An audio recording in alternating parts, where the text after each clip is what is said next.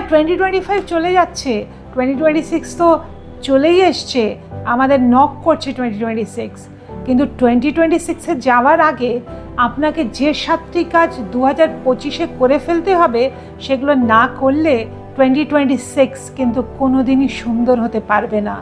তার মধ্যে প্রথমটা হলো নিজেকে ডিক্লাটার করুন। ডিক্লাটার মানে নিজেকে মুক্ত করুন। কিসের থেকে?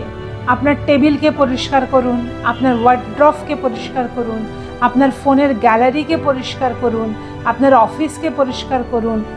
কারণ আপনি যদি নতুন জায়গায় তৈরি না করেন, 2026 আপনাকে কি দেবে? নাম্বার 2, ফরগিভ লেটার্স লিখুন, ক্ষমা প্রার্থী হন। না, আপনাকে তাদের কাছে পাঠাতে হবে না যাদের কাছে আপনি ক্ষমা প্রার্থী। আমার বক্তব্যটা হলো, আপনার মধ্যে যে রিসেন্টমেন্ট আছে সেইটাকে ত্যাগ করুন। কারণ ওই ব্যাগেজগুলো নিয়ে যদি আপনি 2026-এ যান, আপনি কিন্তু মোটেই ভালো থাকতে পারবেন না। 3 নম্বর হলো, এমন 3টে মানুষের সাথে রিকানেক্ট করুন, যোগাযোগ করুন, যাদেরকে সত্যি আপনি মিস করেন। হয়তো পরিবেশের চাপে, সময়ের অভাবে আপনি তাদের সাথে যোগাযোগ করতে পারছেন না, কিন্তু মনে মনে তাদেরকে মিস করেন। সেই 3টে মানুষের সাথে যোগাযোগ করুন।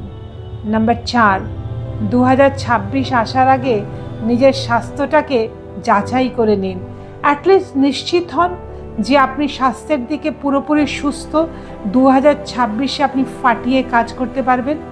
5 নম্বর হলো, নিজের যে লুজ এন্ডস সেগুলোকে সামলান। সে সমস্ত প্রজেক্ট যেগুলো 25-এ শেষ করার কথা সেগুলোকে শেষ করুন, যে কাজগুলো আপনার শেষ করার কথা সেগুলোকে করুন। নইলে এই অপূর্ণ কাজ, এই না শেষ করা প্রজেক্টগুলোকে 26-এ যদি নিয়ে যান, তাহলে কিন্তু আবার গোল গোল ঘুরবেন। নাম্বার 6, আপনার জমানো টাকাকে ইনভেস্ট করতে শিখুন।